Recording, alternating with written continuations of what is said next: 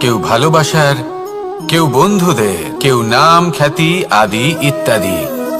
এগুলো লাভ করার জন্য আমরা চেষ্টা করতে থাকি, পরিশ্রম করতে থাকি, কিছু সময় পরে অর্জনও করে ফেলি। কিন্তু সবকিছু অর্জন করার কিছু সময় পরে এরা রুষ্ট হয়ে যান, আমাদের থেকে দূরে চলে যান বা আমাদের থেকে কেড়ে নেওয়া হয়। এমনটা কেন হয়?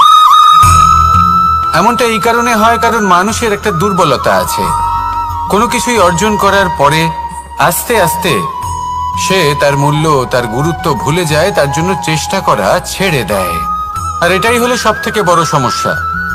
ঠিক যেমন কোনো ব্যক্তি যিনি ধন অর্জন করতে চান তার জন্য কঠিন পরিশ্রম করেন, হয়তো ধন অর্জন করেও ফেলেন, তারপর আস্তে আস্তে ওই ধনের মূল্য ভুলে যান, উচিতভাবে তা প্রয়োগ করেন না, আস্তে আস্তে তার ধন তার সঙ্গ ত্যাগ করে দেয়, সমস্ত পরিশ্রম ব্যর্থ হয়ে যায়। সেই জন্য মনে রাখবেন, এই সংসারে কিছু অর্জন করা অত্যন্ত কঠিন ব্যাপার, কিন্তু তার থেকেও বেশি কঠিন হলো সেটা নিজের সাথে ধরে রাখা।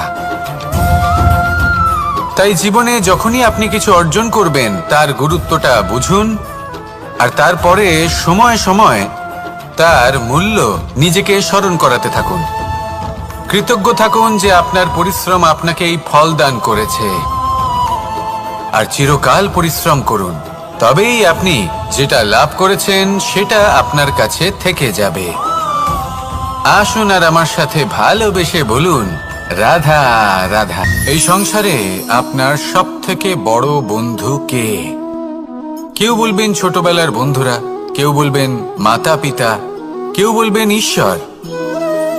এবারে বলুন যে এই সংসারে আপনার সব থেকে বড় শত্রু কে? কেউ বলবে আপনার বিরোধী, সেই ব্যক্তি যে আপনাকে হিংসে করে, বা আপনার নিজের অহংকার, আপনার কুকর্ম। আমি বলবো যে এই সংসারে আপনার সব থেকে বড় বন্ধু হলো আপনার নিজের মন। এই চঞ্চল মনকে যদি আপনি নিয়ন্ত্রণ করতে শিখতে পারেন, তাহলে এর থেকে বড় বন্ধু এই সংসারে আপনি কোথাও পাবেন না। সেখানেই যদি এই মন আপনাকে বশ করে ফেলে, তাহলে সংসারে এর থেকে বড় শত্রুও আপনি কোথাও পাবেন না। সেই জন্য এই সংসারকে নিয়ন্ত্রণ করার চেষ্টা ত্যাগ করুন। প্রথমে এই মনকে নিয়ন্ত্রণ করতে শিখে যান, তাহলে এই জীবন নিজে থেকেই সাফল্যের পথে অগ্রসর হবে। আর তখন এই মন প্রসন্ন হয়ে বলবে, রাধা রাধা। জীবনে যখনই আমরা কোনো বিশেষ মানুষের সাথে পরিচিত হই, তখন তার ব্যক্তিত্বের বিষয়ে আমাদের একটি নিজস্ব দৃষ্টিভঙ্গি তৈরি হয়। তা সে ভালো হোক বা মন্দ, আমরা নিজেদের দৃষ্টিভঙ্গি, নিজেদের ধারণা বানিয়ে ফেলি। কিন্তু আপনি কি নিশ্চিত রূপে বলতে পারেন যে এই যে আপনার দৃষ্টিভঙ্গি, সেটাই সেই ব্যক্তির পূর্ণ সত্য, সেই ব্যক্তি সত্যি সেরকমই? না, আপনি সেরকম বলতে পারেন না। কারণ যে কোনো মানুষের একটি চরিত্র, একটি ব্যক্তিত্ব অনেক বছর ধরে তৈরি হয়, অসংখ্য অভিজ্ঞতা লাভ করার পরে তৈরি হয়। আপনি একদিনে বুঝতে পারবেন না যে সেই ব্যক্তি কেমন। এই ভুলটাই বেশিরভাগ মানুষ করে ফেলেন। কিন্তু যদি সত্যি কোনো মানুষকে বুঝতে চান, তাহলে একটু সময় দেওয়া খুব প্রয়োজন। সবার আগে প্রথম আলাপে সেই ব্যক্তি তো এটাই বোঝাবে যে সে কতটা শ্রেষ্ঠ, কিন্তু সে কতটা গুণী বা কতটা অপগুণী, এটা বোঝার জন্য আপনাকে সেই ব্যক্তির কাছাকাছি থাকতে হবে। তিনি কতটা অহংকারী বা কতটা সজ্জন, সেটা বোঝার জন্য আপনাকে সেই ব্যক্তিকে সম্মান দিয়ে দেখতে হবে। সেই ব্যক্তি কতটা লোভী বা কতটা সরল, সেটা বোঝার জন্য তাকে ধন দিয়ে দেখতে হবে। সেই ব্যক্তির কতগুলো খারাপ গুণ আছে, সেটা বোঝার জন্য সেই ব্যক্তিকে স্বাধীনতা দিয়ে দেখতে হবে। তবেই তাকে আপনি বুঝতে পারবেন। যে কোনো মানুষকে বোঝা, তার ব্যক্তিত্ব বুঝে ওঠা এতটা সহজ কাজ নয়। যতক্ষণ কোনো ব্যক্তির ব্যক্তিত্ব সম্পর্কে স্পষ্ট ধারণা না হয়, ততক্ষণ সেই ব্যক্তির সাথে সম্পর্কে অগ্রসর হওয়া উচিত হবে না। আসুন আমার সাথে ভালোবেসে বলুন, রাধা রাধা। আপনি কখনো কোনো পাথরের বুক চিরে বয়ে চলা কোনো নদী দেখেছেন? পাথর নদীর সামনে নত হয়ে যায়, তাকে বাধা দিতে চেষ্টা করে কিন্তু কখনো বাধা দিতে পারে না। এই নদী হলো ততটাই শক্তিশালী। কিন্তু এর আরম্ভ কোথা থেকে হয়? দূরে কোথাও কোনো পর্বতের চূড়াতে এক বিন্দু জল ঝরে পড়ে আর তার সাথে হিম গলিয়ে দেয়। তারপর জলের শক্তি বৃদ্ধি পায়। তারপর অনেক বিপদের সম্মুখীন হয় আর অনেক ধরনের বাধা সে অতিক্রম করে। তার শক্তির এতটাই বৃদ্ধি হয় যে তাকে বাধা দেওয়া একেবারেই অসম্ভব ব্যাপার হয়ে যায়। দেখুন, নদী তো মহান বটেই, কিন্তু তাকে মহান করে তুলেছে কে? সেই সকল বিপদ যার থেকে ও কখনো পালায়নি। সেইভাবেই আমাদেরও বিপদ থেকে পালিয়ে গেলে হবে না, তার সম্মুখীন হতে হবে সাহসের সাথে, পূর্ণ শক্তি প্রয়োগ করে। তবেই আমরা শিখতে পারবো, তবেই আমরা সামনে এগোতে পারবো। যদি আপনি জীবনে কুন্দন হয়ে উঠতে চান, তাহলে জ্বলন সহ্য করতেই হবে। আসুন আমার সাথে ভালোবেসে বলুন, রাধা রাধা। যদি আপনি শুভ কিছু অর্জন করতে চান, তাহলে দুটি পথ আছে। প্রথম হলো ধর্ম আর দ্বিতীয় হলো কর্ম। কিছু ব্যক্তি এমন কথাও বলেন যে আমরা তো ধর্মের পথেই অগ্রসর ছিলাম, আমরা তো লক্ষ্যপ্রাপ্ত করতে পারলাম না, বরং আমাদের নিন্দা হলো। এবার এরকমটা ঠিক কেন হয়? এরকম এই কারণে হয়, কারণ দেখতে গেলে ধর্ম সবসময় আমাদের এমন পথ দেখায় যেটা আমাদের একটা শুভ লক্ষ্য প্রাপ্তিতে সাহায্য করে, কিন্তু সেই লক্ষ্যে আমাদের পৌঁছতে হবে নিজেদের কর্ম দ্বারা।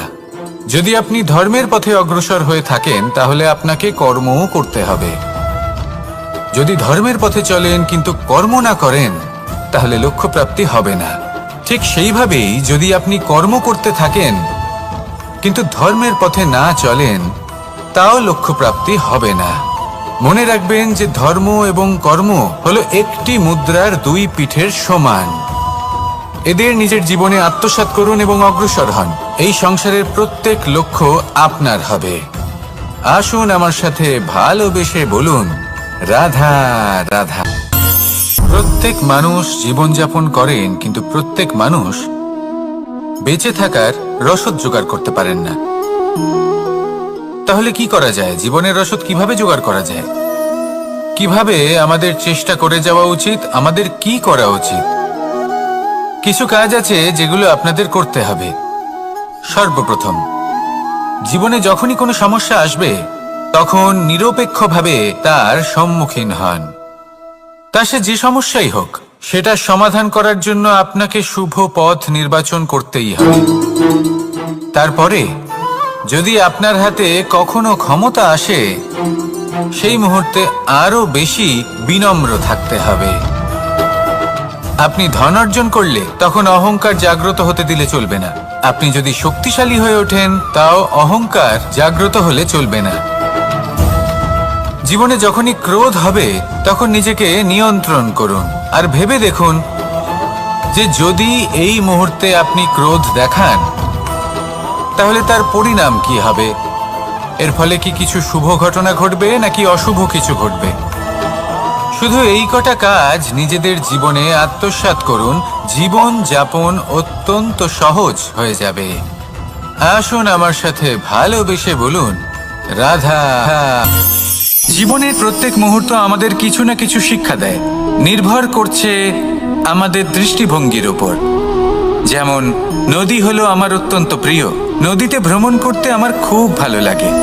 কি বলেন? নদীতে সবসময় নতুন কিছু থাকে, ও পুরনো কিছুই নিয়ে বসে থাকে না। সবসময় প্রবাহমান, কখনো থামে না। ততক্ষণ থামে না যতক্ষণ না সাগরে গিয়ে সমাহিত হচ্ছে। ঠিক এইভাবেই আমাদেরও উচিত নিজের জীবন অতিবাহিত করা, নদীর মতো। প্রত্যেক মুহূর্ত নতুন, তাই সেইভাবেই জীবন যাপন করুন।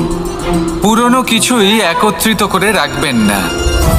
বিগত স্মৃতির মাঝে নিজেকে হারিয়ে ফেলবেন না। এই যে বর্তমান, এই যে মুহূর্ত, সেটাই হলো সর্বশ্রেষ্ঠ। এর মাঝেই জীবন যাপন করুন। নদীর মতো প্রবাহমান হতে শিখুন। আপনি শিখে গেলে তাহলে মনে রাখবেন, আমার আপনার মাঝে বিচরণ করতে বড়ই ভালো লাগবে। যে ব্যক্তি আনন্দের সাথে জীবনের প্রত্যেকটা মুহূর্ত অতিবাহিত করে, কোনো চিন্তা ছাড়াই প্রবাহমান হয়, কখনোই থামে না, যতক্ষণ না মুক্তি লাভ করছেন, এমন ব্যক্তির মধ্যেই রাধাকৃষ্ণ বসবাস করেন। তাহলে আসুন আমার সাথে ভালোবেসে বলুন, রাধা রাধা। এই সংসারে এমন অনেক ব্যক্তি আছেন যারা নিজেদের প্রসন্নতার জন্য স্বার্থপরতার সীমা পার করে যেতে পারেন। নিজে সুখ লাভ করার জন্য অন্যকে দুঃখ দিতে পারেন। ওনাদের কারোর প্রতি কোনো টান নেই, না সমাজের প্রতি, না আপনজনদের প্রতি, না ঈশ্বরের প্রতি।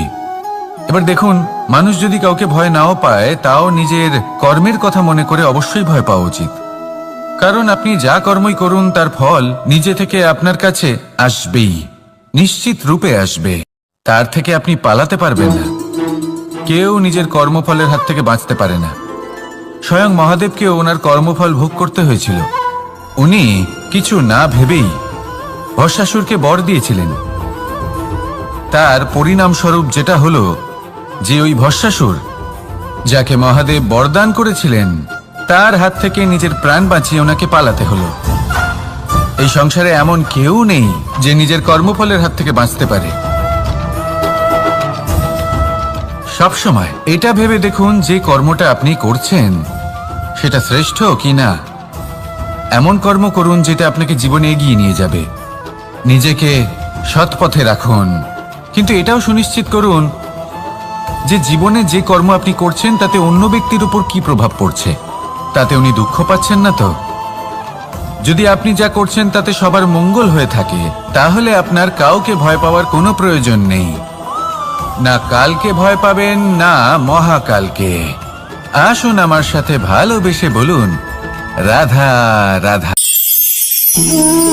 সূর্যের প্রকাশ, অন্ধকারকে দূর করে দেওয়া সেই মহানায়ক। এই সূর্যের প্রকাশ যখন পৃথিবীতে এসে পৌঁছয় কি হয়? এই পৃথিবী জেগে ওঠে, প্রত্যেক প্রাণী জেগে ওঠে, মানুষ জেগে ওঠে, নিজের কর্ম করেন, জীবন যাপন করেন। এই ঘুমের মৃতপ্রায় স্থিতি কাটিয়ে উঠে জীবন যাপন করতে শেখেন। এটাই হলো প্রভাব সূর্যের প্রকাশের।